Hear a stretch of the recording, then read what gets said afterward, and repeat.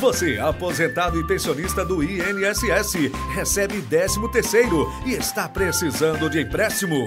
Venha para Imperial Prime ou ligue o WhatsApp 985919749. A Imperial Prime tem empréstimo para o aposentado e pensionista do INSS. Não consulta o SPC ou Serasa. É dinheiro chegando rapidinho, fácil e sem burocracia. De quanto você precisa? Ligue agora ao WhatsApp Imperial Prime 985919749. Imperial Prime em Pacajus, 2 escritórios. Um em frente à Caixa Econômica e o outro ao lado do Bradesco. Em Horizonte, ao lado da Caixa Econômica. Em Cascavel, na Rua Coronel Biá, no ponto do Vicente da Locadora. E em Fortaleza, na Avenida Silas Munguba, número 2259, em frente ao US. E atenção, todos os escritórios da Imperial Prime têm a cor azul.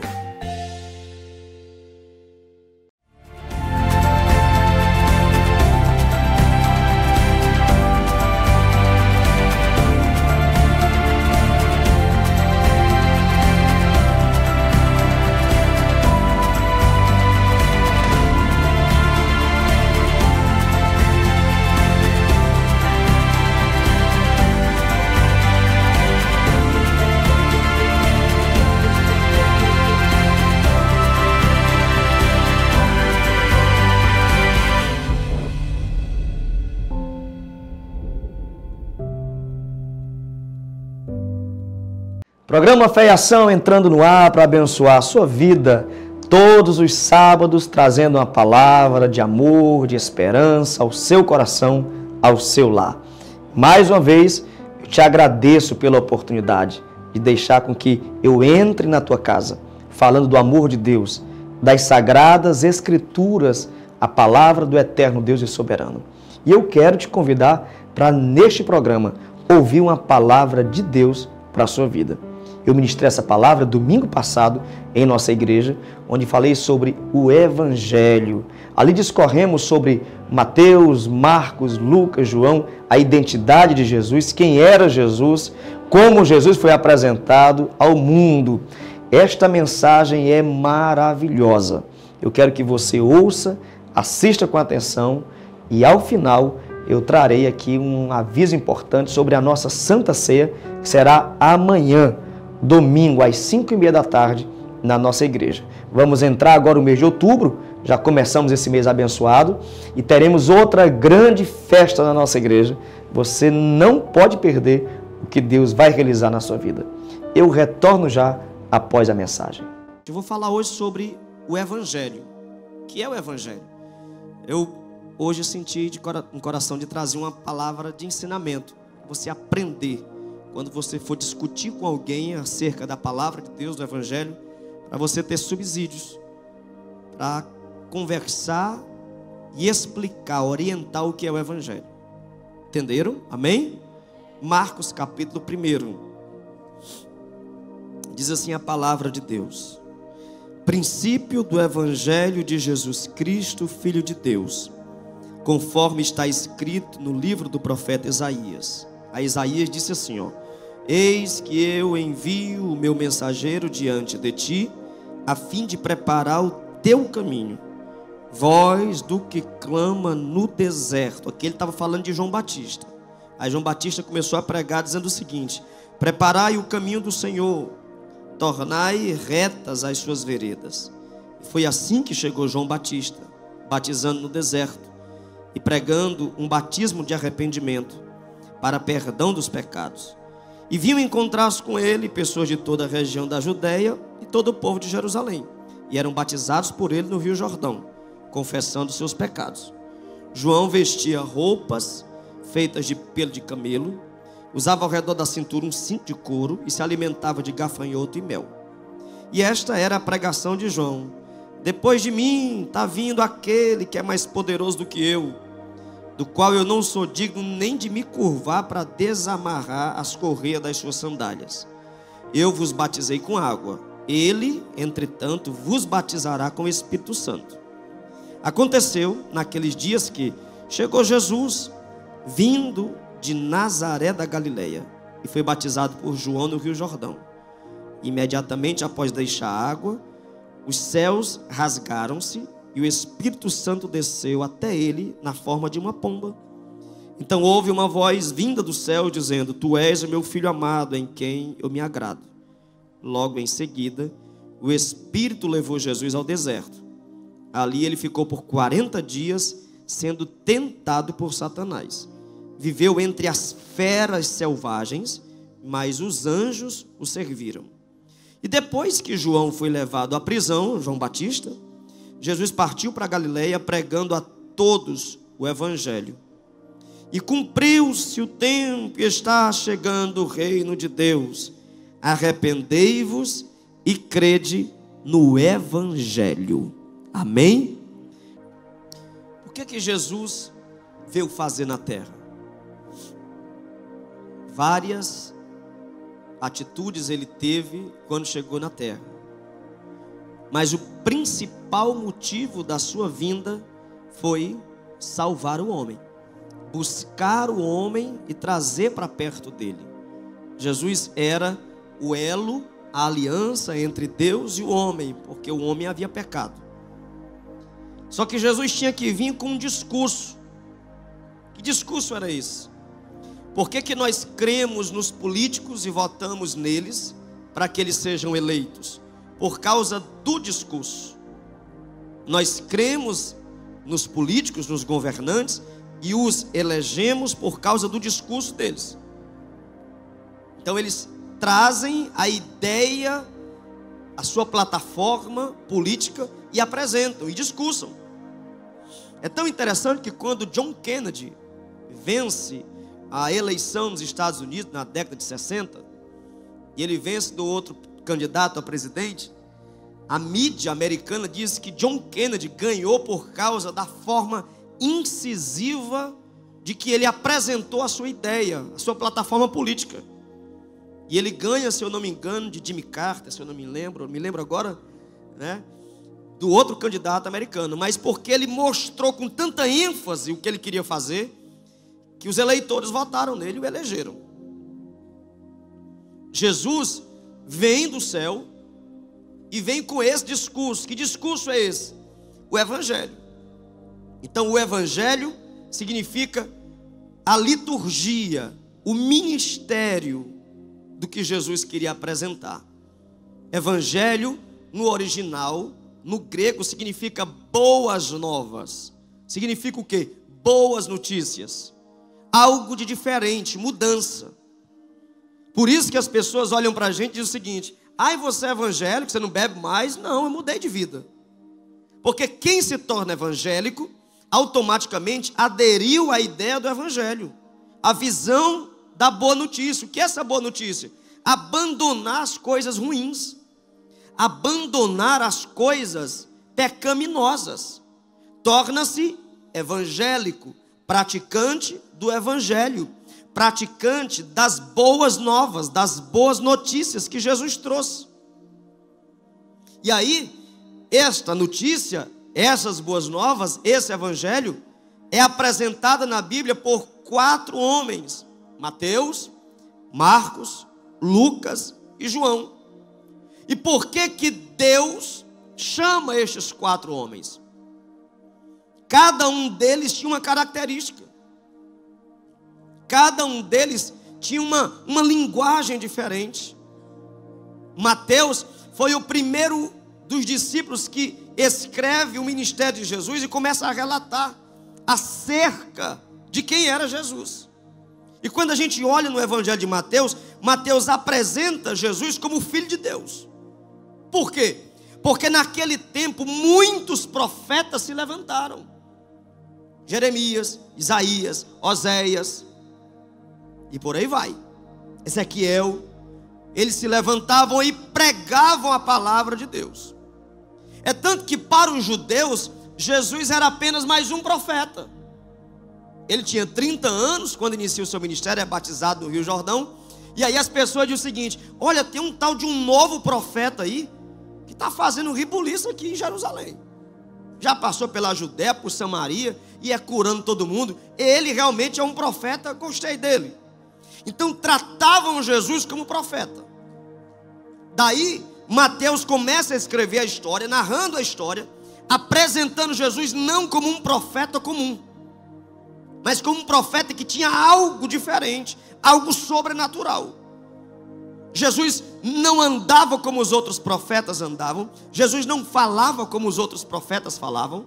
Jesus não reagia como os outros profetas reagiam. Nem a pregação de Jesus era do mesmo jeito. Certa feita, Jesus estava pregando e os discípulos disseram o seguinte: mas ele prega com autoridade. Porque os outros profetas pregavam com mansidão, com medo de ser apedrejado. É tanto que muitos profetas foram mortos. Jeremias foi colocado num calabouço. Jeremias foi colocado em um fosso de fezes, nu, algemado pelas mãos, porque profetizou contra o rei. Jesus chega com esse discurso, pregando com autoridade: convertei-vos, arrependei-vos. E todos ficavam dizendo: quem é esse cara? Mateus apresenta Jesus como filho de Deus. Isso é tão interessante que até Satanás quis colocar em xeque. Coloca aí, Mateus capítulo 4. Mateus 4 e 3. Até Satanás quis colocar em xeque a identidade de Jesus.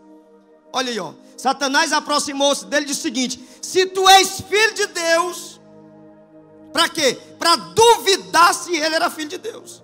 Se tu és filho de Deus, transforma essas pedras em pães.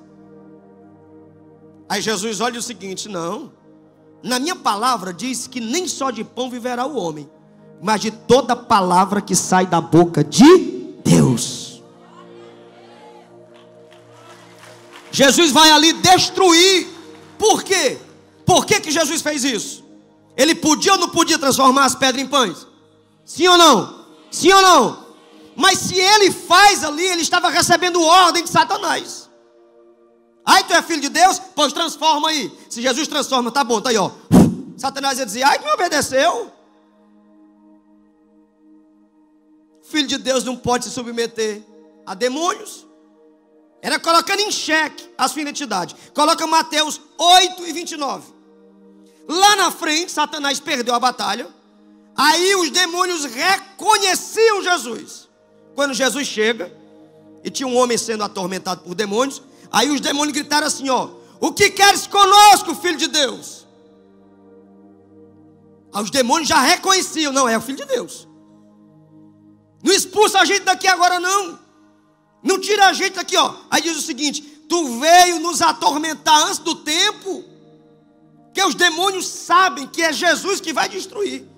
Isso aí, Deus entregou esse poder para o seu filho amado Jesus. Porque é o seguinte: Satanás pensou que ia destruir Jesus na cruz.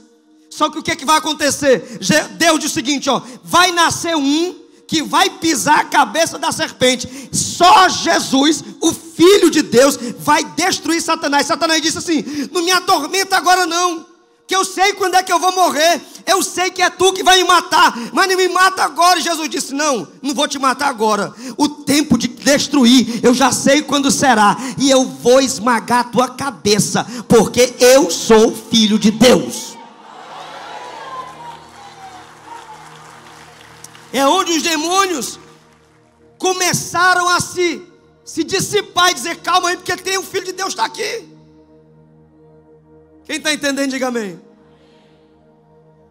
Com essas ações, os discípulos começaram a entender que Jesus era Filho de Deus. Coloca Mateus 14:33. Aí Jesus começa a realizar milagre. Jesus começa a andar no meio do povo. Aí Jesus entra no barco, acalma o mar, acalma a tempestade. Quando ele faz esse milagre diante dos olhos dos discípulos, o que é que o discípulo diz? Verdadeiramente tu és o Filho de... Por quê que os discípulos chegaram a essa conclusão? Porque, olha para mim, porque nenhum outro profeta havia feito isso. Olha para mim, o papai está um pouquinho com a criança que está chorando. Olha para mim. Nenhum outro profeta na Bíblia fez isso. Quando o mar vermelho é aberto lá com Moisés, não foi Moisés que abriu. Tem pregador que diz: e Moisés colocou o cajado no mar e o mar se abriu. Irmão, quem abriu foi Deus. Quem abriu foi Deus. Com Jesus é diferente. Ele mesmo realizava um milagre. Ele está no barco aqui, começa o vendaval, começa a tempestade, a água entrando dentro do barco e Jesus dormindo. Os discípulos ficam atemorizados, meu Deus, vou morrer. Acorda, mestre, o senhor não vê não, a gente vai morrer. Jesus disse, calma aí. Olha que milagre espetacular. A gente não valoriza esse milagre. Mas imagina, um mar atormentado, as ondas. Aí Jesus olha e se levanta no meio do barco, o barco balançando, e Jesus diz, vento! E se acalma. E as ondas, mar! Se acalma. Os discípulos olharam, eu nunca vi um profeta fazer isso. Nem Isaías, nem Jeremias, nem Ezequiel, nem Osé, nem ninguém, Abacuque, ninguém. Ele realmente é o Filho de Deus, porque Ele faz coisas extraordinárias. Você está aqui porque Deus realizou, através de Jesus, coisas extraordinárias na sua vida. Quem crê nisso, diga glória a Deus. Por isso que nós precisamos identificar que Jesus é o Filho de Deus.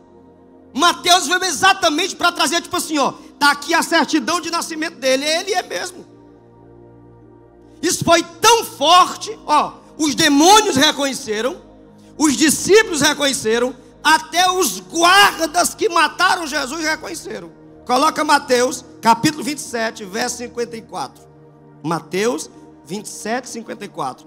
O livro de Mateus, o Evangelho de Mateus, serve basicamente só para constatar quem era Jesus. Olha aí, Jesus está na cruz, crucificado. Quando o centurião e os que estavam com ele, os guardas, viram o terremoto e tudo o que havia acontecido, ficaram aterrorizados. O que é que eles disseram? Vou contar de 1 até 3, vocês vão ler verdadeiramente, tá bom? 1, 2, 3. Sabe por quê? Porque aqueles guardas todos os dias crucificavam assaltantes, marginais. Tem crente que acha que Jesus foi o primeiro homem a ser crucificado. Não, aquilo é normal. O julgamento era o seguinte: roubou. Fez o quê? Estuprou. Fez o quê? Tá bom, crucifica. Eles eram colocados na porta da cidade, na entrada da cidade, assim, um local bem alto, e ficavam lá crucificados. Se demorasse 2 dias e não morresse, os guardas iam lá e quebravam as pernas deles, os braços, furava até morrer, e deixava lá para toda a cidade ver. Então os guardas já estavam acostumados, todo dia aquele negócio. Vai crucificar quantos? Vou crucificar 3, 4 hoje. Tá bom, vai lá. Aí pregava os pregos, fazia como na mão do mundo.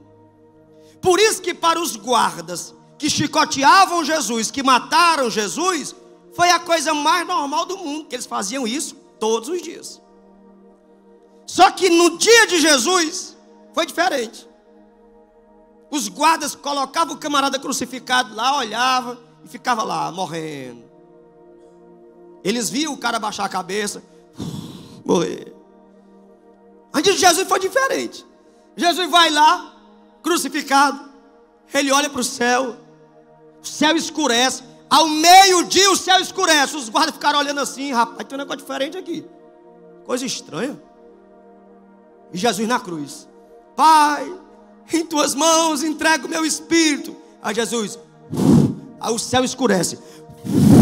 Quando escurece, um terremoto. O guarda diz: caramba, todo dia eu crucifico gente nesse lugar, nunca aconteceu isso.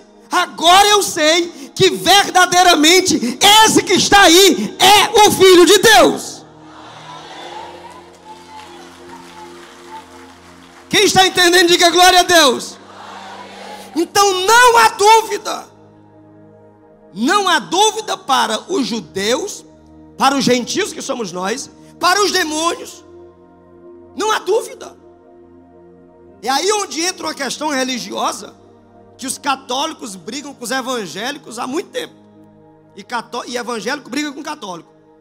Por que adorar Maria se eu tenho como adorar Jesus?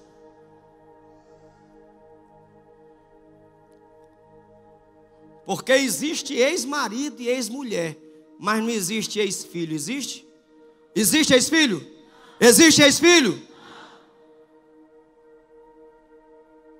Maria cumpriu o papel dela perfeitamente. Quando Gabriel chega para ela, o anjo, e diz: ó Maria, tu és agraciada entre todas as mulheres, e do teu ventre nascerá um fruto do Espírito Santo, chamado Emanuel, Deus conosco. Tu chamarás de Jesus. Pronto. O papel de Maria foi esse. Não tem na Bíblia evangélica, não tem na Bíblia católica, Deus dizendo: Maria, tu vais ser adorada, tu vais ser anja, tu vais ser santa. Não tem, irmão. Eu sento e debato com um padre, com um bispo, com um papa, e peço para ele mostrar na Bíblia dele, não é na minha. Me mostra na Bíblia católica onde é que está mandando, Deus mandando adorar Maria. Não tem. Não tem. É tanto que quando Jesus estava lá no deserto, Satanás tentando ele, Satanás disse: eu vou te dar todas as riquezas do mundo, se prostra diante de mim. Jesus diz: somente diante de Deus se prostrarás, e diante de mais ninguém. Entenda uma coisa: o povo perece por falta de conhecimento. Eu não estou aqui atacando Maria, estou atacando ninguém, estou apenas colocando ela no lugar dela. Ela não é para ser adorada. Ela teve o papel dela, assim como José teve o papel dele, de organizar a mulher grávida, proteger dos guardas, criar o menino. Foi o papel deles. Agora, a quem eu devo servir? Jesus. Não é porque Jesus é um profeta qualquer. Um dia eu conversando com uma pessoa católica, e a pessoa disse: não, mas eu tenho que adorar Maria porque santa é ela. E Jesus não, Jesus é só o filho dela. É só o filho dela. Caramba, quem colocou ele lá? Se nenhum homem tocou nela, ele é fruto de Deus, o Espírito Santo. Aleluia! Dá um brado de glória a esse Deus. Que bênção, que mensagem poderosa em nossa igreja. Todos os cultos eu me preocupo em trazer uma palavra de Deus para a sua vida. É muito importante que você esteja conosco, ouvindo a palavra de Deus, crescendo na graça e no conhecimento. Agora eu quero te convidar para estar conosco amanhã, domingo, é um dia especial de Santa Ceia na nossa igreja. Você não pode perder, você precisa participar dessa liturgia sobrenatural, inesquecível, sabe? Um momento maravilhoso onde nós recebemos o pão, o cálice e trazemos à memória o sacrifício de Cristo Jesus. É uma noite especial. Os louvores, a palavra, o momento de oração, tudo é projetado espiritualmente para que você tenha uma aliança fortalecida com Deus. Eu te aguardo amanhã em nossa igreja Canaã, no bairro da Água Fria, às 5h30 da tarde. E eu encerro essa programação de hoje orando por você, clamando para que o Senhor derrame as bênçãos dele sobre a sua vida. Oremos neste momento. Eterno Deus, te agradeço por estarmos neste momento levando a tua palavra, o teu amor aos corações. Peço a tua bênção sobre esta casa, essa família, esse lar. Ah, meu Deus, que a tua graça e o teu amor sejam constantes, que a tua prosperidade e a felicidade seja eterna nos corações. Eu te louvo e te agradeço e profetizo pela autoridade do nome de Jesus que o mês de outubro será abençoado. Em nome de Jesus, nós te louvamos. Amém. Aguardo você neste domingo em nosso culto especial de Santa Ceia. Como também esperamos você no próximo sábado, neste mesmo canal, neste mesmo horário, com o programa Fé e Ação, abençoando a sua vida.